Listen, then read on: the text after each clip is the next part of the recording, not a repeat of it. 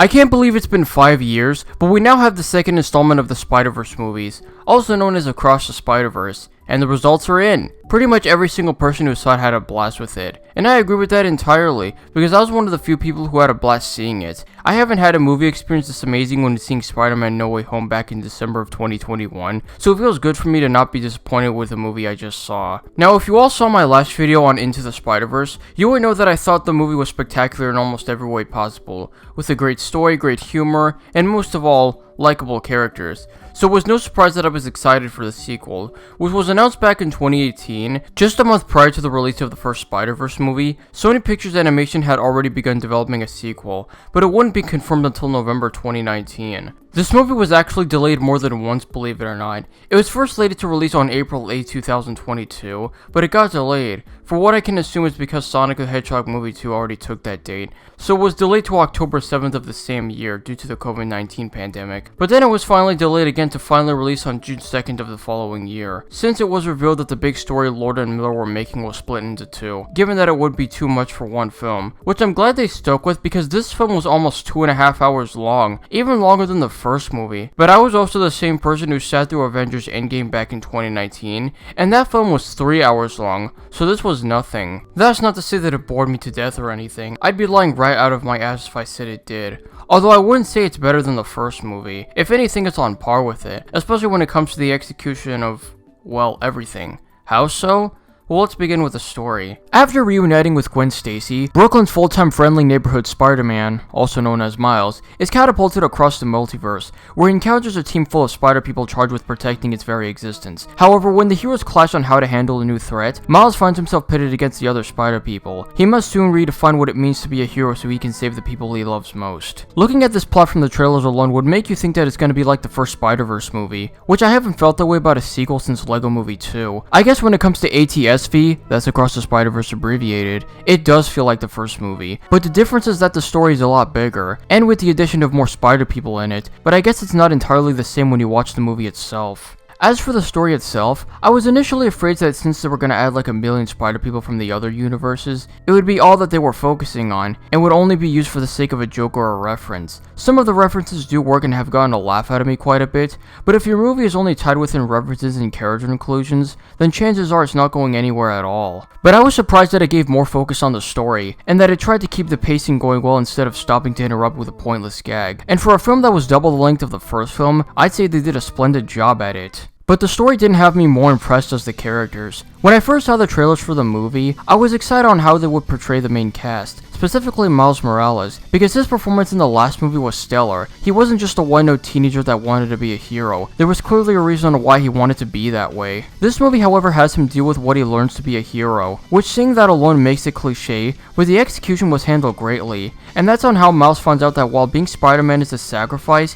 he realizes that every spider person has one of their loved ones die. But what was shocking was that it was completely intentional for these people to not do a thing about it, and when it was found out that the same thing will happen to his father, he becomes shocked, afraid, and most of all hurt, and you can really feel the stress he has over the realization, and he just won't let it happen. And you know what? I'm glad that was the reaction they were going for Miles, because he's not the type of person who would want anything to happen to the people he cares about just because he's been told that being a hero is a sacrifice. That's not gonna stop any hero, especially in Miles' case, to protect the peers at any given cost. And it was satisfying when he told everyone off for living in what someone tells them to instead of doing their own thing. So overall, while Miles' personality didn't change all that much, I'm glad they were able to put him in this type of situation where it feels betrayed by the other characters, where while they do try their best to try to help him, at the same time you can completely understand why Miles gets upset and doesn't want anyone to tell him how his story is supposed to go like any other Spider-Man. But since I've mentioned other characters, I was happy that the film decided to give a ton of screen time to characters that didn't have a huge role in the last film, mainly the ones such as Gwen Stacy and Miles' parents Jefferson and Rio. For Gwen,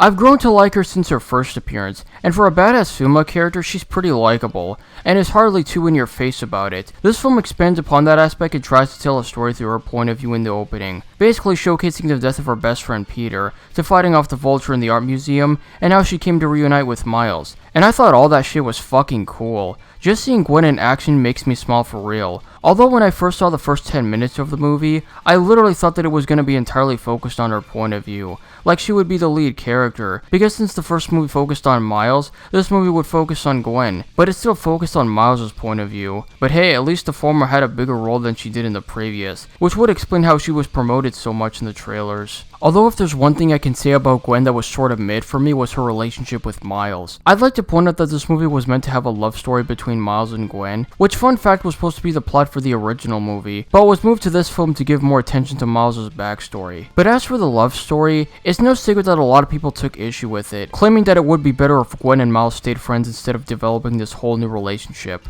Where do I fall in?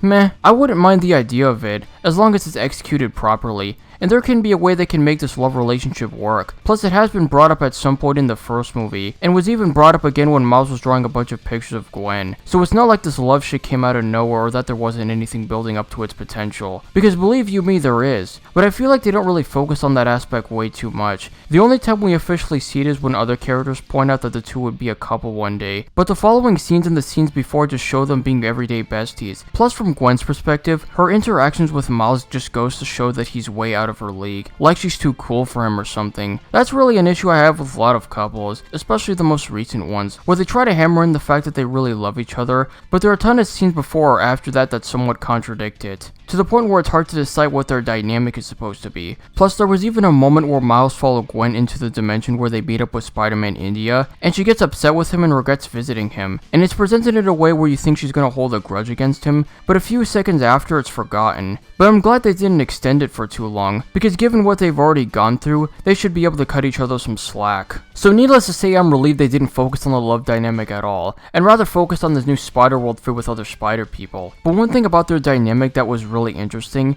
and it really was a huge highlight, was how the film admits that Gwen was at fault for lying to Miles all this time about not only the Spider-World, but also about how every Spider-Man/woman should live their superhero lives, with just letting the people they care about get killed off. And when Miles flat out says to Gwen that she shouldn't have come to see him, it hits so fucking hard. But you couldn't blame him at all for saying that, because the look in Gwen's eyes showed that she did this guy dirty. Plus, Miles didn't intend for any of this to happen, unless you want to count him following Gwen into the other spider universes, but that was solely because he cared for her deeply, not out of ignorance. Overall, while Gwen's portrayal in this movie is different than it was in the first movie, with even her having these moments where it really makes her look so jaded, I still understand what the writers were going for in an effort to remind us that she's still a good person, and that all the shitty things she has done wasn't intentional.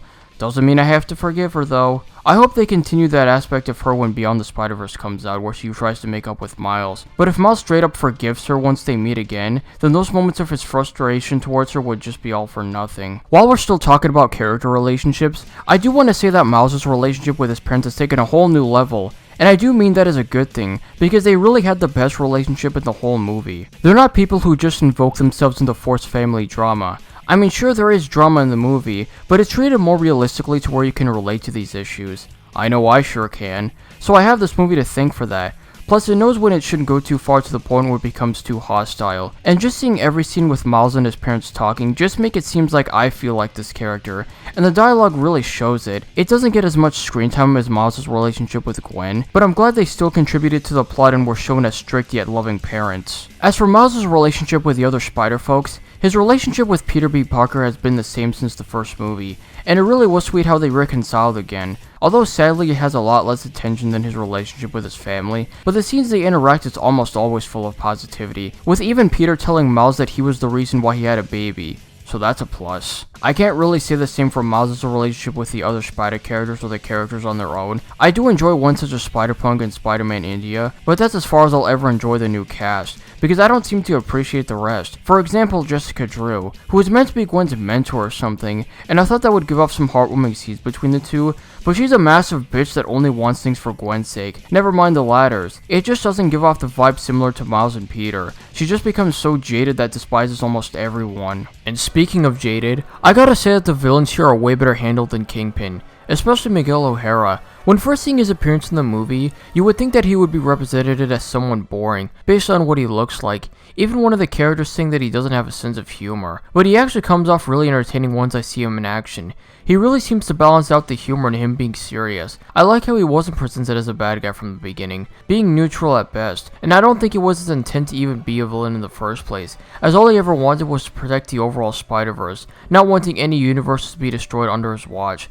But when he tells Miles that there isn't a way to save both the Spider-Verse in one person, that being his dad, and after Miles tells him off for it, he becomes pissed the fuck off and tells him that he doesn't belong here at all. That may be out of line for him, but at least he tried his best to make sure that he doesn't try to make the same mistake he did. And for a villain, he was really sympathetic to Miles before he decided to antagonize him during the chase sequence. As for other villains like the Spot, I was under the impression that he was going to be a one-note villain that attempts to be won by telling Miles that he's his nemesis, but when we get to his backstory, it goes on full force with him blaming Miles for the accident that happened to him to make him what he is. And so he sets out to not only be the most powerful ever, but also take away everything that Miles loves, starting with his dad. That's all we know from him so far, but when the next film releases, then it'll give more screen time to the relationship between these two. They seem to have an interesting dynamic, despite it not being that apparent. The humor unfortunately is what I'm not a fan of in the slightest, and I think it may be the weakest aspect of the movie. I'm certain that the writers weren't trying to make this 100% serialized, and that's good that you can add some moments that can lighten up the mood. And there is some stuff that has gotten a laugh out of me, but that was only because it's separated from the scenes that's meant to be taken seriously. But the scenes that focus on the serious stuff just end with a dumb jab at the audience as an excuse to make them laugh. And the amount of people who are laughing at these moments that ruin these heartwarming scenes just confuses me. They don't in any way contrast at all, and they do this a lot to where it's so disrespectful. I won't act like this is a new issue with this movie, because the last movie was guilty of this as well, but at least that film had better humor that still ages like fine wine, and for the most part it separates from a scene with a different tone. If I can get back to positives for a moment, the animation still looks spectacular. Sure, it's not all that different from its predecessor, but that's not really a bad thing, because as long as I can enjoy how fast-paced and expressive these characters are, that's good enough. We even had that one clip from the LEGO universe, which was animated by a 14-year-old YouTuber known as LEGOme the OG, and for someone as young as him, he did a fucking fantastic job making it look like the LEGO Movie, another one of Phil Lord and Chris Miller's masterpieces. The visuals really help as well, but it actually takes on a more dark tone, which is interesting knowing what the movie's theme is, and I love how even the color palettes at one point change. I know it only happens whenever Gwen and her dad are talking, but it was still really cool to see, even if it's the only time I get to see it. In spite of the flaws I had with Across the Spider-Verse, I do think that it is an entertaining film that really is on par with the last movie, with an interesting story with mostly likable characters, and I'm glad it got the praise that it deserved, with people even calling it the greatest movie experience of their lives. If that doesn't show it's great, then I don't know what does. But to be honest, I'm concerned of what Beyond the Spider-Verse will bring us, because we just got done looking at these moments that were pertaining to an issue that most likely won't get resolved until part 2 comes out, but I'm afraid that the payoff won't even be worth it, and that it would be just wasted potential. But that's just me. What are your predictions on Beyond the Spider-Verse? I'm actually curious on what people have to say on this. I have a feeling that until the movie comes out, there's going to be like many people being idealists and coming up with their own story and how the story and the characters will play out. Some that would be true and some others that are just bullshit. But I guess only time will tell. That's it, man. I'm out of words to say. Just end the video.